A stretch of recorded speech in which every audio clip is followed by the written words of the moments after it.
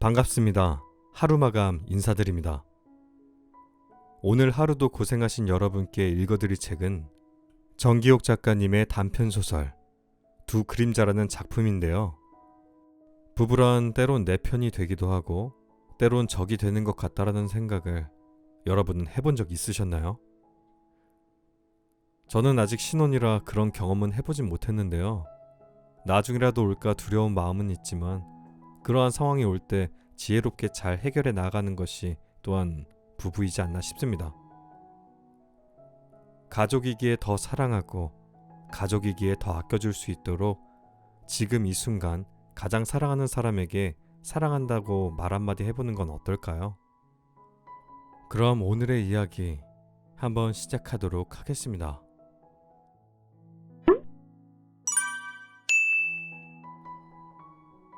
두 그림자. 저자 정기옥. 수면제를 꺼냈다.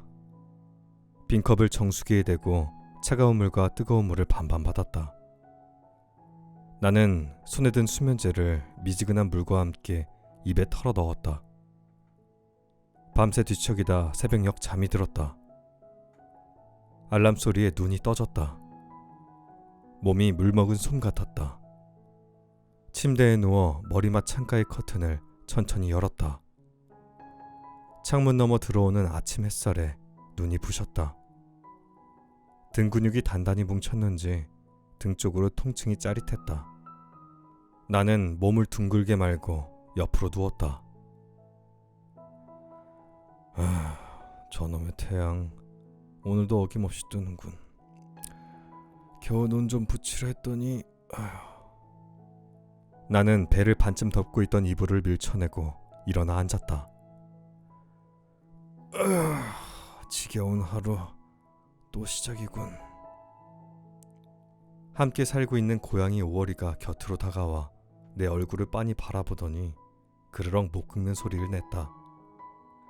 나는 오랫동안 깎지 않았던 덥수룩한 수염을 손으로 한번 쓸어내렸다.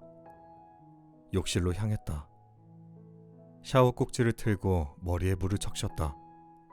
샴푸액이 바닥을 드러내고 있었다. 아내의 잔소리를 듣지 않으려면 뭐든 아껴야 했다. 샴푸통에 물을 가득 채우고 가라앉은 샴푸액과 잘 흔들어 나머지 한 방울까지 머리에 들이부은 다음 쓰레기통에 던졌다. 원형 탈모가 진행된 머리는 정수리가 휑했다.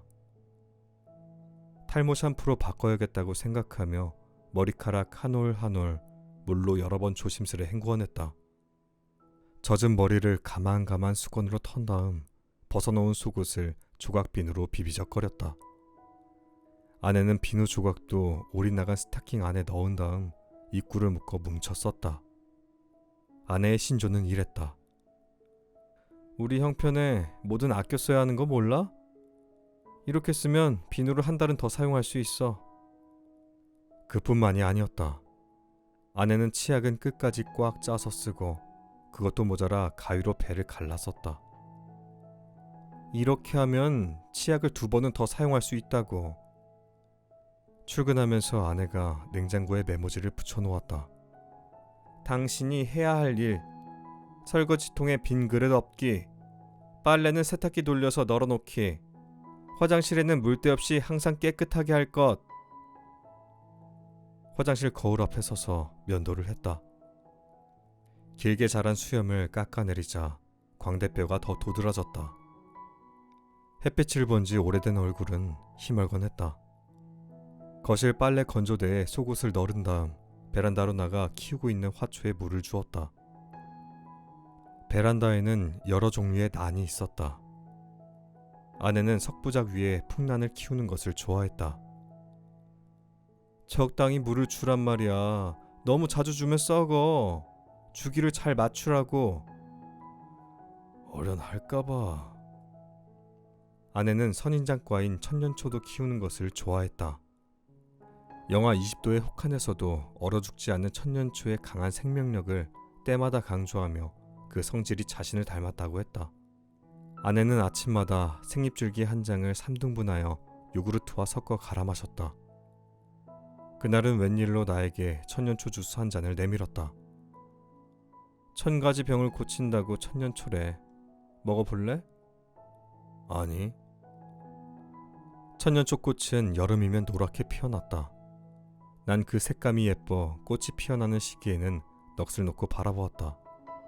천년초 노란 꽃을 보면 20대 청초했던 젊은 아내를 보는 것 같았다. 푸르름은 어느새 사라진 삶과 생활에 찌들어버린 아내가 경멸 어린 시선으로 나를 벌레 보듯 힐끔 보더니 이내 현관문을 꽝 닫고 나갔다. 나는 애써 모른 척했다. 배가 출출했다. 전날 저녁부터 아무것도 먹지 않은 배에서 꼬르륵 소리가 유난히 크게 들렸다. 냉장고 문을 열었다. 냉장고 서랍 안쪽에 덩그러니 계란 한 개가 놓여 있었다. 벌써 계란이 다 떨어졌나? 사온 지 일주일밖에 안 됐었는데. 아내가 출근하고 나면 스크램블 에그를 해먹는 게 나의 유일한 기쁨이었다. 텅 빈 냉장고 안이 내 마음 같아 울적해졌다. 아껴라 아껴라 하며 식료품비도 무지출. 정말 대단한 여자야. 남편은 안중에도 없지. 지 좋아하는 건강식품을 쌓아놓고 먹으면서 하여튼 아이러니 그 자체야. 오월이는 발치에 몸을 가만히 웅크리고 앉아 꼬리를 살짝 흔들며 나를 올려다보았다. 나는 풀죽은 목소리로 말했다. 오월아, 이젠 소소한 기쁨도 포기해야 되나 보다. 계란값이 올라 10개에 9,500원이라니 무슨 황금알도 아니고 말이지. 오월이는 동그랗고 새카만 눈동자를 나를 향해 치떴다. 가스레인지 위에 프라이팬을 올리고 불을 켰다. 타다닥 소리를 내며 파란 불꽃이 단단한 쇳덩이에 닿았다. 달궈진 프라이팬에 버터를 녹인 후 깨트린 계란과 우유를 잘 섞어 부었다. 계란을 이리저리 저었다. 촉촉하고 부들부들한 스크램블 에그를 먹을 때 나는 가장 행복했다. 정수기에서 물을 받아 맹물 한 컵을 들이키고 다시 잠을 청하려 침대에 누웠다. 가슴이 답답했고 명치 끝이 아파왔다. 숨이 제대로 쉬어지지 않았다. 커다란 돌덩이가 몸을 짓누르는 것 같았다. 창문 너머 태양은 여전히 빛나고 있었다. 제발 잠 좀 자자고. 나는 중천에 떠있는 태양을 향해 삿대질을 하다 회색 커튼을 내리고 눈을 감았다. 내 책은 신간서적의 싱그러움을 자랑하며 서점 가판대 위에 새 얼굴을 들이밀었다. 작가 데뷔 10년차. 벌써 4번째 소설집이었다.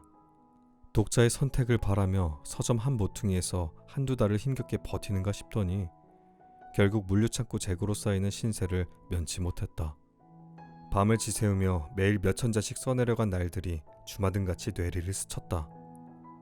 어떤 날은 10시간씩 글만 썼다. 오랫동안 엉덩이를 붙이고 앉아 자판을 두드리다 보니 허리와 다리의 통증, 손목의 저림 현상이 점점 심해졌다.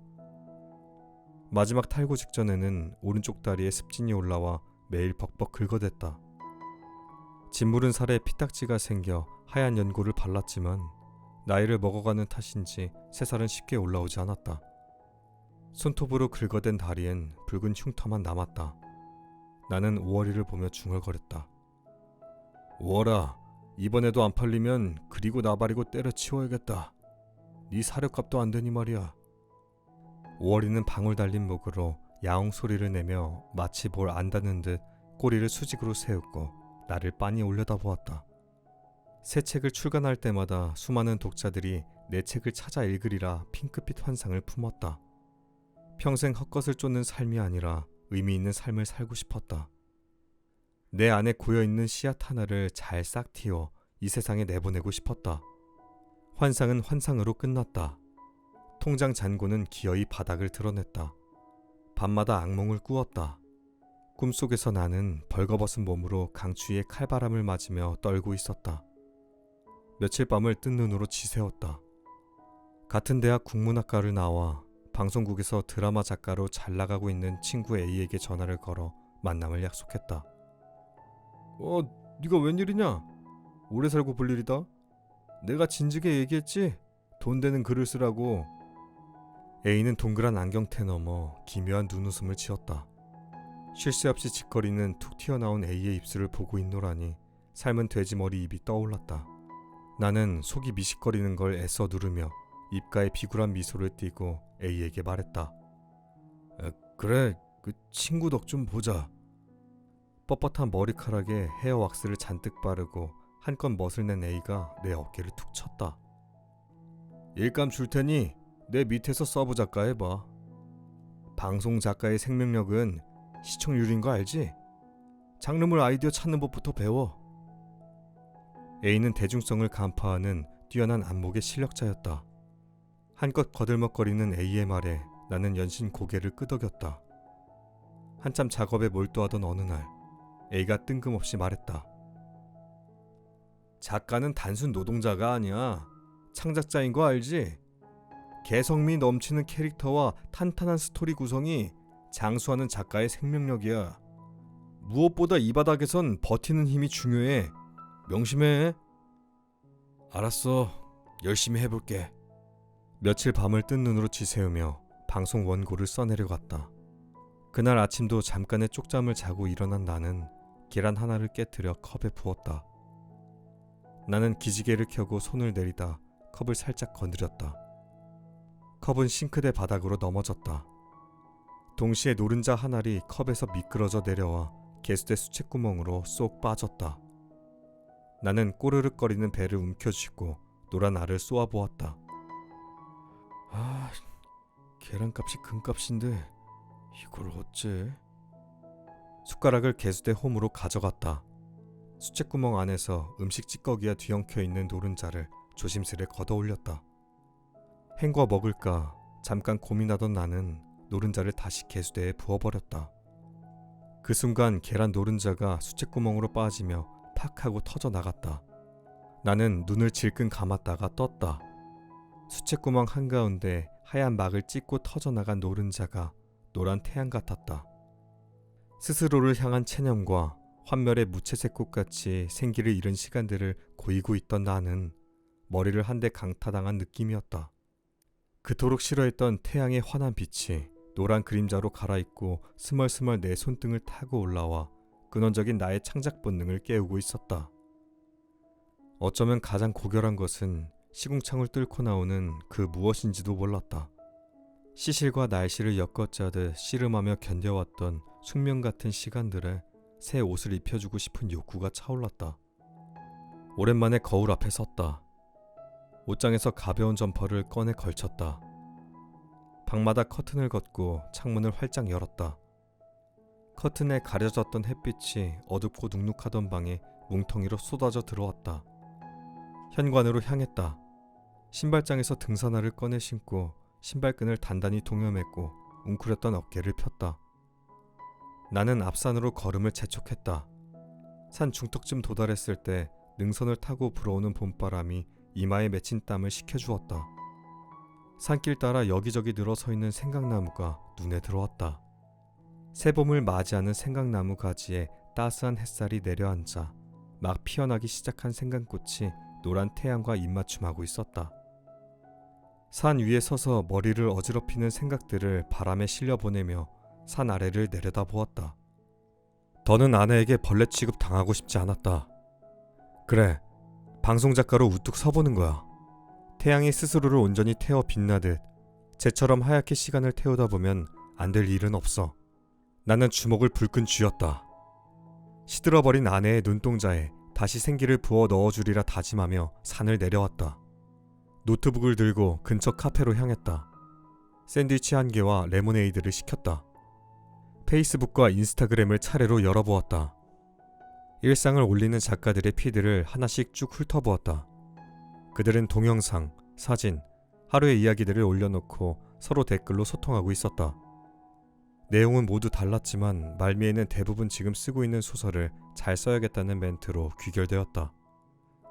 나는 글마다 좋아요를 눌러준 다음 떠오른 구상이 머릿속에서 사라지기 전에 플롯을 써내려갔다. 손끝에서 글자들의 조합이 춤을 추는 것 같았다. 늦은 밤 가게 일을 끝내고 거실에 들어선 아내의 입에서 비명이 터져나왔다.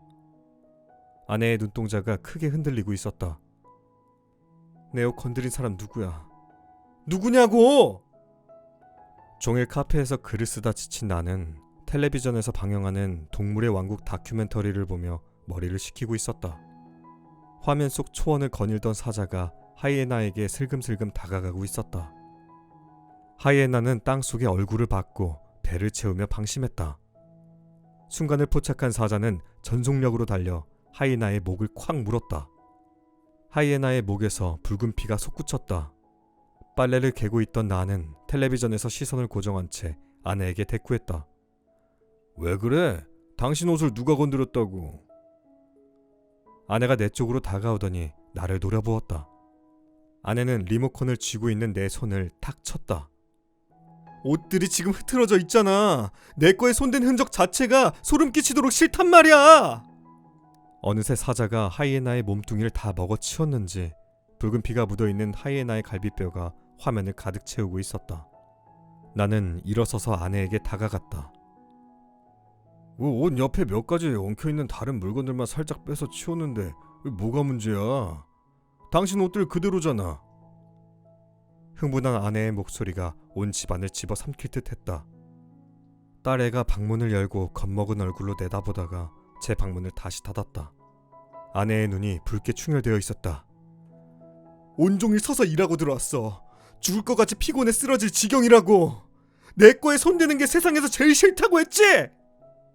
당신 옷들 거실에 뭉텅이로 쌓여 산을 이루기 시작한 지 벌써 2달째야. 이 도대체가 사람이 사는 건지 물건이 사는 건지 집구석이 썩어 나가는 것 같아. 내가 조만간 정리한다 했지. 당신도 당해봐.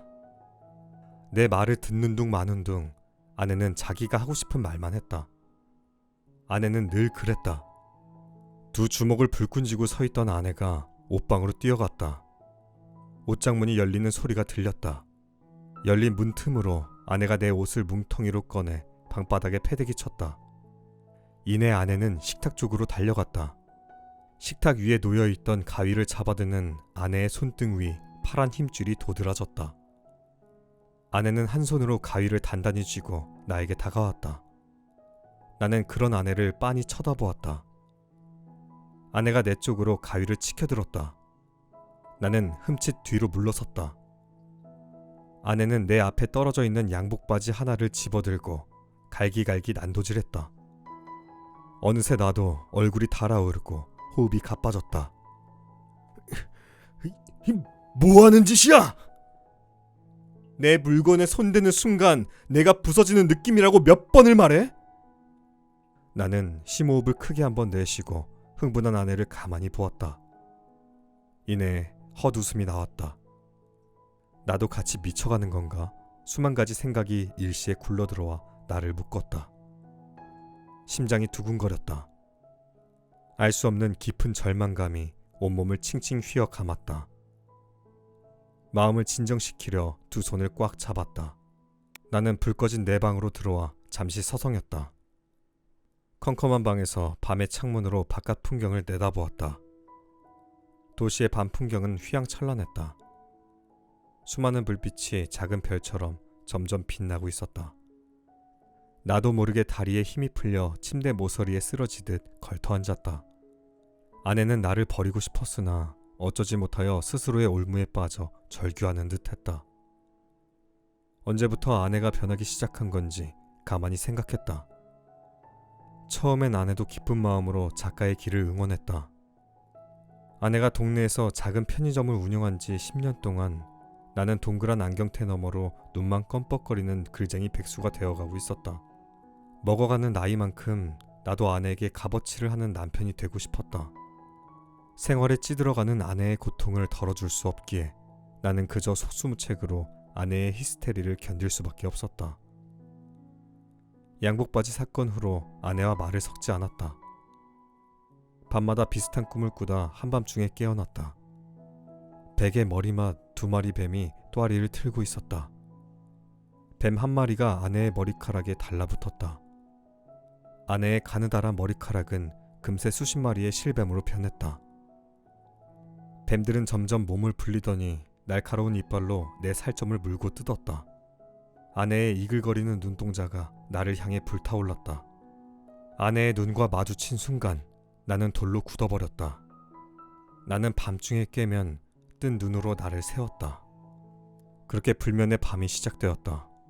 꿈과 현실의 구분이 어려운 날들이 지속되자 머릿속은 뿌연 안개에 갇혀버렸다.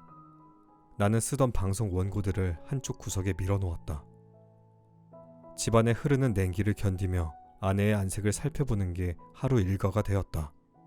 내가 알았던 그 여자가 아니었다. 어쩌다 아내의 시선과 마주치면 몸이 오그라드는 느낌이 들어 나도 모르게 눈을 내리깔았다.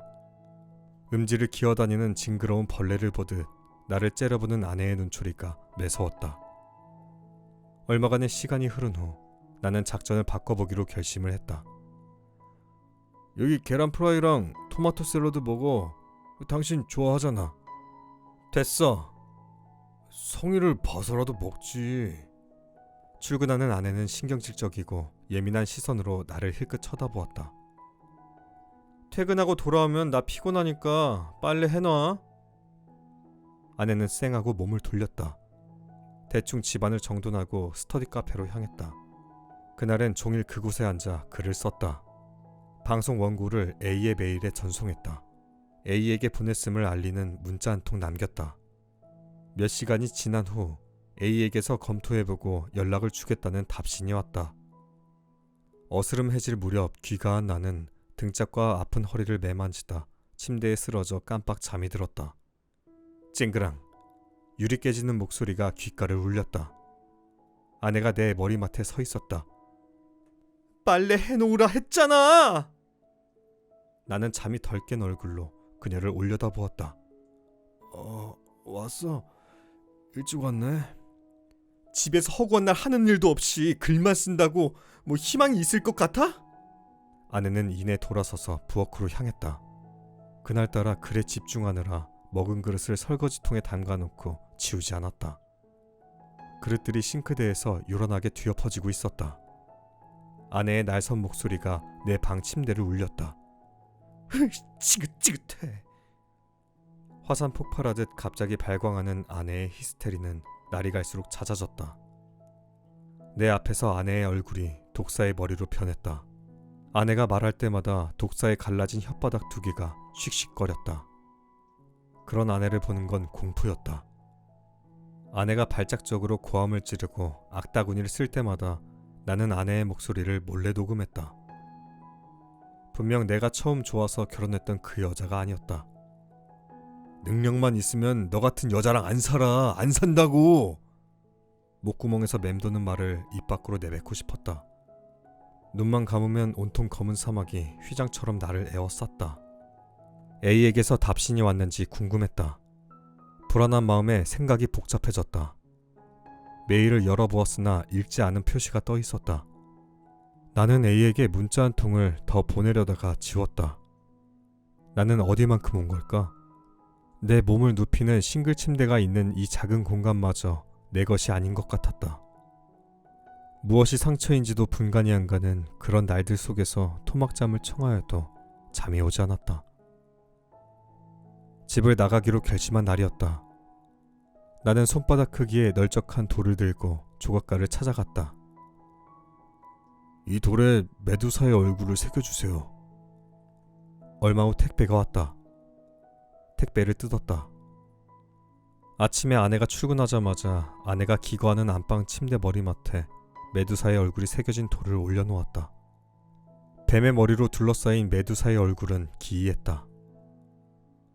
이 시간 이후로 날 잊어줘. 메모장에 한 줄 써내려가는 손끝이 파르르 떨렸다. 나는 아내에게서 내 흔적을 지우고 싶었다. 그렇게 잊히고 싶었다. 나는 일어섰다. 문득 방 한가운데 벽에 걸려있는 액자에 눈길이 갔다. 사진 속 아내는 젊었고 생기가 넘쳤다. 가까이 다가가 들여다보았다. 아내는 내 어깨에 기대어 환하게 웃고 있었다. 사진 속 아내 얼굴 위로 내 얼굴이 아련히 겹쳐 보였다. 표현할 수 없는 상실감이 가슴 깊은 곳에서 올라왔다. 눈물이 볼을 타고 흘러내렸다. 경멸과 환멸로 썩어가는 내 육신에 깊이 신음하는 아내의 영혼을 느꼈지만 더 이상 간극을 좁히는 것이 쉽지 않았다고 생각했다. 아내 방을 지나 내 방으로 건너왔다. 나는 가방을 꺼내 노트북을 집어넣었다. 집을 나섰다. 두 블록을 걸어가면 아내가 운영하는 편의점이었다. 나도 모르게 발걸음이 그쪽으로 향했다. 유리문 너머 아내의 등이 보였다. 아내는 물건을 차례로 정렬하고 있었다. 아내가 고개를 모로 돌렸다. 피곤에 절은 아내의 지친 얼굴이 보였다. 아내는 상품을 정리하는데 정신을 쏟느라 내가 지켜보고 있는 것도 몰랐다. 아내의 등 뒤로 아내의 그림자가 힘없이 늘어져 있었다. 아내의 그림자가 유령 같았다. 편의점을 지나 몇 걸음 걷다가 뒤를 돌아보았다. 밑바닥까지 요동쳤던 상처난 감정의 편린들이 길게 드리워진 그림자가 되어 나를 뒤따르고 있었다. 나는 수많은 그림자들 속으로 내 그림자를 갈아입으며 그냥 앞만 보며 걸었다. 작은 골목을 가로질러 지하철역을 향해 걸었다. 지하철역에서 전철로 갈아타고 시내 외곽으로 향했다. 엄마는 도시 외곽의 작은 동네에 살고 있었다. 전철역에서 나와 버스를 탔다. 시골버스 정류장은 한산하다 못해 적막했다. 동네 입구에 들어서자 백발이 성성한 할머니가 기운 없는 다리를 끌며 어르신 보행기를 쓰러질 듯 힘겹게 밀면서 걸어가고 있었다. 엄마 집을 향해 올라가는 길, 양옆으로 연한 베이지색 목수국이 풍성하게 피어나 있었다. 모퉁이를 돌자 붉은 벽돌로 지어진 파란 대문의 2층 집이 보였다. 엄마는 마당 한쪽 화단에서 다양한 색들을 뽐내며 늘어서 있는 작은 화초들에 물을 주고 있었다. 인기척을 느꼈는지 엄마는 물을 주다 말고 돌아섰고 오랜만에 말없이 나타난 나를 덤덤히 바라보았다. 처마 밑에 제비가 짹짹거리더니 네가 오려고 그랬나 보다. 제비가 집 지으려는지 처마 밑에 진흙을 하도 발라놓아서 빗자루로 부수면 또 진흙을 발라놓고 하여튼 제비고집 못 당하겠더라. 어서 와. 엄마는 표정이 언제나 그랬다. 반가운 표정도 기쁜 표정도 없었다. 엄마는 항상 그날이 그날이었다. 엄마의 겉모습은 평정심이라고 표현하기엔 지나치게 이성적이었다. 어른이 된 후로 엄마를 대하는 것이 왠지 어색했다. 그것은 하나의 독립된 개체로 분리되고 싶은 욕구와 무관하지 않았다. 밥 먹었니? 나는 검은 봉지를 엄마에게 내밀었다. 엄마가 봉지를 열어보며 말했다. 자매네? 무슨 돈이 있다고 그냥 오지. 몇 달 만에 본 엄마의 등허리가 지난번보다 굽어 있었다. 엄마가 다시 물었다. 배고프지? 엄마는 다리를 절뚝이며 부엌으로 향했다. 쌀을 씻어 강낭콩을 넣은 밥을 했고 고등어를 구웠고 시래기를 넣고 된장국을 끓였다. 나는 어정쩡하게 엄마 곁으로 다가가 도울 일 없냐고 물었다. 엄마는 상 위에 숟가락이나 놓으라고 했다. 이내 밥상이 차려졌다. 엄마가 끓인 된장국은 짜지도 싱겁지도 않고 내 입에 딱 맞았다. 얼마 만에 먹어보는 집밥인가? 나는 살짝 데친 호박잎에 밥을 올리고 된장국을 떠서 쓱쓱 비벼 허겁지겁 숟가락질을 했다. 엄마는 퇴행성 관절염이 요즘 부쩍 더하다며 가끔 무릎 주변만 주무를 뿐 아무 말이 없었다. 내가 밥 한 그릇을 다 비우자 엄마가 물을 떠다 주었다. 얼굴이 많이 상했구나. 이혼할까봐요. 왜? 나 때문에 힘든 것 같아서요. 침묵하던 엄마가 딴청하듯 말을 꺼냈다. 요 며칠 장대비가 쏟아졌어. 집안에 있던 화분을 밖으로 내놓았더니 빗물에 푸릇푸릇 생기가 돌더구나. 비 그치고 나서도 화분을 며칠 바깥에 그대로 두었거든. 한낮의 열기가 얼마나 더웠던지 그새 잎사귀가 타버리고 시커멓게 화상을 입었지 뭐냐. 그랬군요. 밖에 내어놓은 다육인 빗물을 많이 먹어서 다 물러버렸고 잠시 관심을 안 두면 화초도 그렇다니까. 모든 애정을 가지고 관심을 줘야 해. 지나쳐도 안 되고 모자라도 안 되고. 맞아요. 그렇죠 뭐. 거실 TV 장식장 옆 낯선 돌판이 보였다. 저기 뭐예요? 뭐긴 10계명 두돌판이지. 못 보던 건데요? 조각가에게 새겨달라고 했어. 하나님과의 언약, 사람과의 언약 까먹고 싶지 않아서. 나는 식탁 위에 빈 그릇들을 모았다. 설거지를 하려고 일어섰을 때 엄마가 내 팔을 잡아당겼다. 넌 조용하고 사색적인 아이였어. 어릴 때부터 그렇게 책을 좋아하더라. 옛 기억이 떠올랐다. 초등학교 1학년 때의 일이었다. 처음 받아쓰기를 했다. 10문제였는데 100점 맞는 아이들을 선생님이 업어준다고 했다. 선생님은 100점 맞은 아이들을 교단 앞으로 나오라고 했고 3, 4명의 아이가 선생님 앞에 섰다. 선생님은 차례대로 아이들을 업어주었다. 드디어 내 차례가 왔다. 심장이 두근거렸고 얼굴이 달아올랐다. 선생님은 40대 초반의 여자 선생님이었다. 나는 그때까지 엄마 등에도 업혀본 기억이 없었다. 선생님은 내 앞으로 와서 등을 내주었다. 선생님의 등에 어색하게 가슴을 기댔다. 선생님의 채취가 느껴졌다. 나도 모르게 얼굴이 발그레졌다.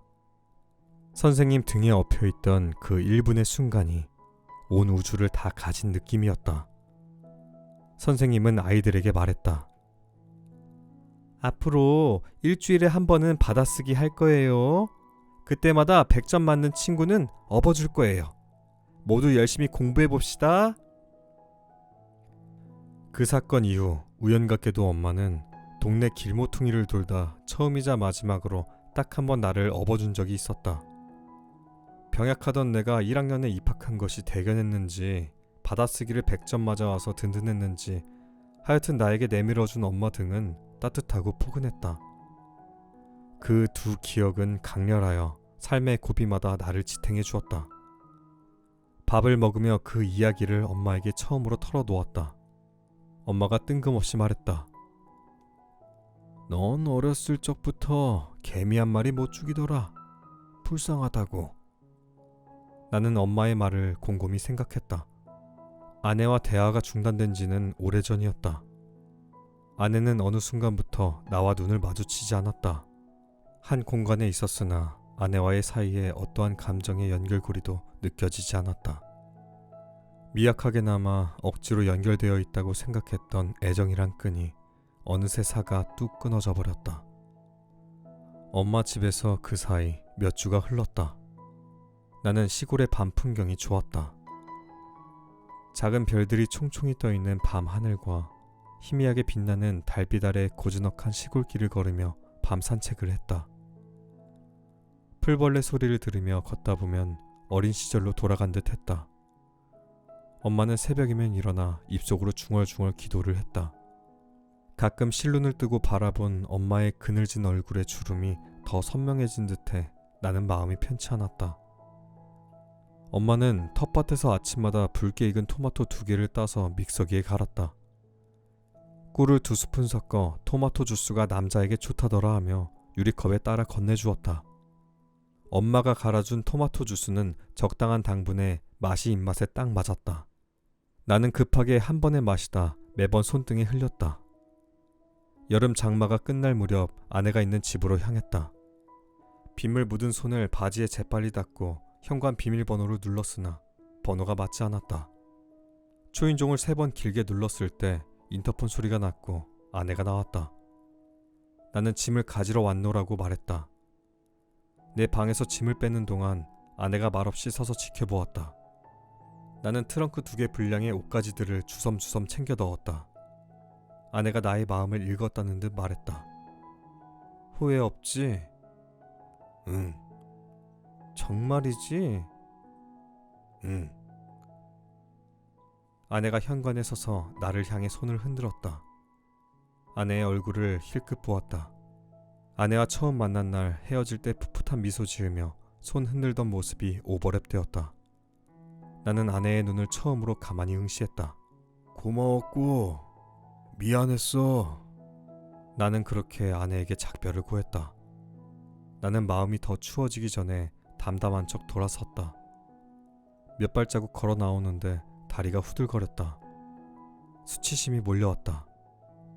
혼란스러운 감정이 물밀듯 몰려와 다시 뒤를 돌아보았다. 아내에게서 내 그림자가 빠져나가고 있었다.